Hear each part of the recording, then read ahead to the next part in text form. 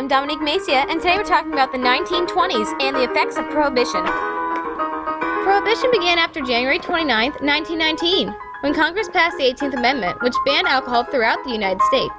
The Volstead Act was also introduced in 1919 as an act of Congress by Andrew J. Volstead to implement the 18th Amendment and exemplify its need to be enforced. Now let's talk about bootlegging. Bootleggers illegally sold alcohol at overpriced rates in order to gain a small fortune off those who desired to drink. Despite a 30% drop in alcohol consumption and drunkenness, people still wanted to drink. Hence, bootleggers arose to provide this need. During the Roaring Twenties, people began to experiment with the creation of moonshine, which was liquor that could be cheaply made in a bathtub and quickly fill large orders for bootleggers.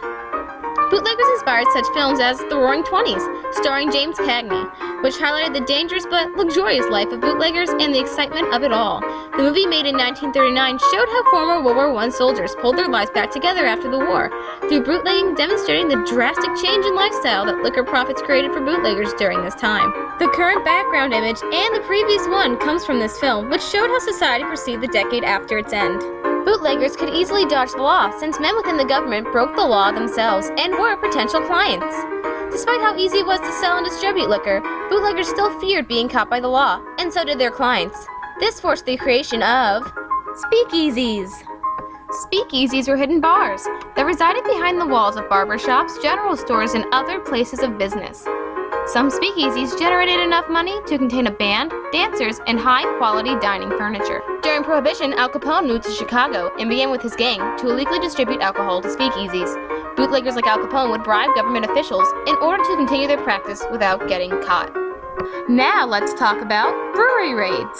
The police attempted to discourage bootleggers through popularizing brewery raids through the media, like this one here, which took place in Detroit. The attempt had little effect on those within the bootlegging business. Instead, the high media coverage helped warn bootleggers of when they were at risk of getting raided themselves, and when it was time to leave the town to dodge the police. How can we relate Prohibition and bootlegging to today? The war on drugs is similar to the Prohibition movement that occurred. The first strict narcotics law on focusing on drugs, including marijuana, were created between the years 1951 to 1956. They allowed people to be sentenced jail time and fines for drug usage.